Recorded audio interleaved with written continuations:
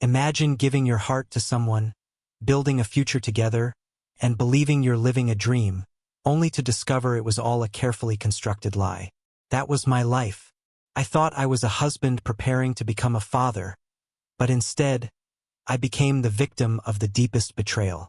My wife wasn't just unfaithful.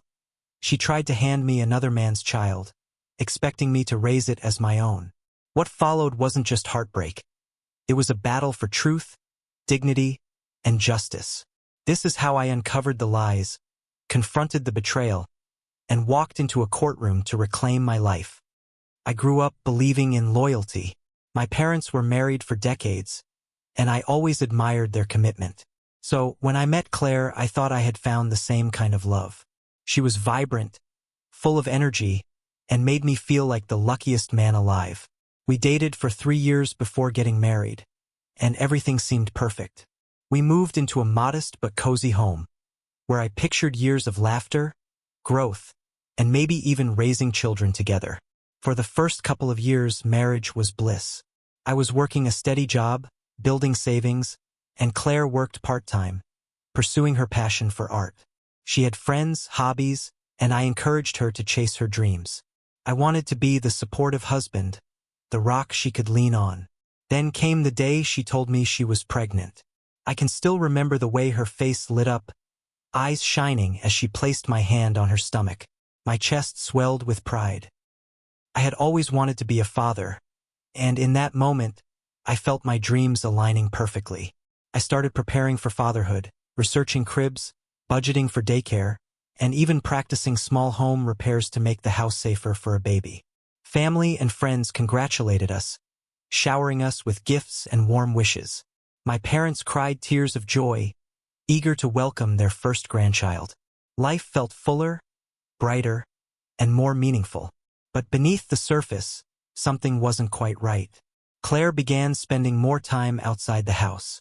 At first, I chalked it up to her wanting fresh air or visiting friends. Pregnancy can be stressful, and I wanted to give her space. But the outings grew longer, often stretching late into the night. When I asked where she had been, her answers were vague, just with friends or needed some time to clear my head. I brushed it off, convincing myself I was overthinking. After all, wasn't this the woman who promised me forever? But then there were the phone calls. She started answering them in another room, lowering her voice, and tucking her phone away quickly when I entered. Small lies trickled in too, like telling me she was at the grocery store when I later found no new groceries in the fridge. Doubts started gnawing at me, but every time I confronted her gently, she accused me of being paranoid, and I wanted to believe her. I didn't want to be that husband, the one who suspects his wife at every turn. The real crack appeared one night when she fell asleep on the couch, her phone slipping from her hand. A notification lit up the screen. It was a message from a man I didn't recognize. The words were simple: "Can't wait to see you again. I miss you." My chest tightened, but I didn't wake her. I sat there, staring at the message, my mind spinning. Could it be innocent? Maybe just a friend? But deep down, I knew something was terribly wrong. From that night on, I couldn't ignore the signs anymore. I became more observant. I noticed how she suddenly cared more about her appearance before going out, wearing makeup, styling her hair, and dressing differently than she did around me. She'd smile at her phone, her face lighting up in a way it hadn't when she looked at me in months. I started connecting dots. The late nights, the secrecy, the distant behavior. It all added up. But what haunted me most wasn't just the thought of her cheating. It was the baby. Was the child even mine? The idea kept me awake at night. I imagined holding a baby that carried another man's DNA, raising it while being lied to every single day. My love for Claire made me want to deny it, but logic told me I had to know the truth. I began quietly collecting evidence. I checked phone bills, noticing frequent calls to a number I didn't recognize. I followed her once, staying far behind, and watched her meet a man at a cafe. The way they leaned close, touched hands, it was all the confirmation I needed. My heart shattered, but I stayed calm. Exploding with anger would get me nowhere. I needed proof, and more importantly, I needed clarity about the baby. I arranged for a discreet paternity test once the baby was born. Felt wrong, sneaky even, but the stakes were too high. I had to protect myself.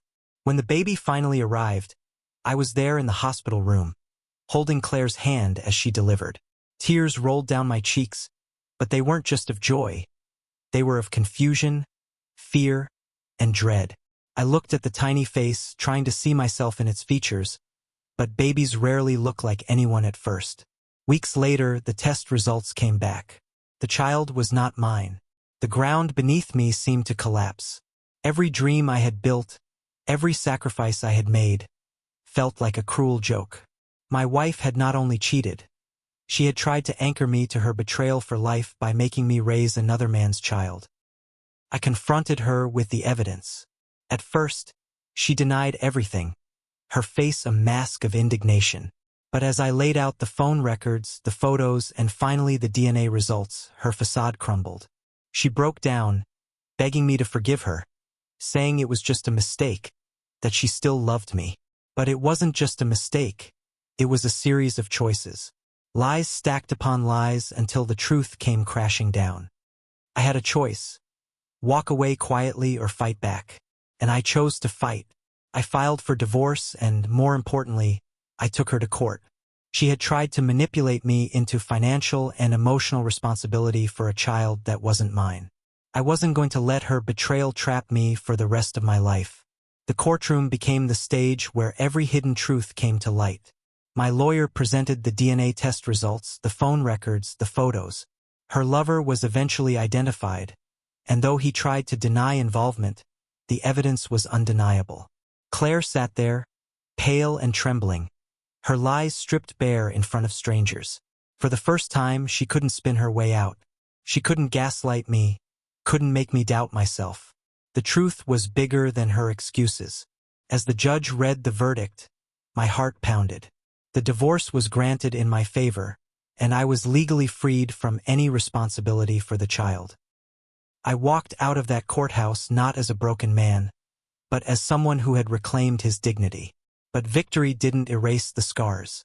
The betrayal cut deep, and trust, something I once gave freely, now felt like a fragile, dangerous thing.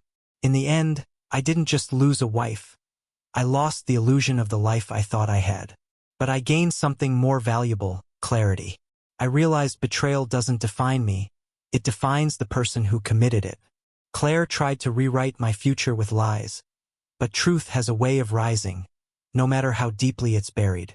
And while the courtroom battle gave me justice, it also gave me perspective. I learned that silence in the face of betrayal only empowers the betrayer. Speaking up, fighting back, and standing firm, that's where true strength lies. Now, when I look back, I don't see a man who was defeated. I see a man who survived the storm and walked out stronger. So I'll leave you with this. Have you ever trusted someone so deeply, only to find out they were writing a different story behind your back? Betrayal can shatter us, but it can also rebuild us into something unbreakable. The scars remain, but they remind us to never accept less than the truth. Because in the end, truth isn't just power, it's freedom.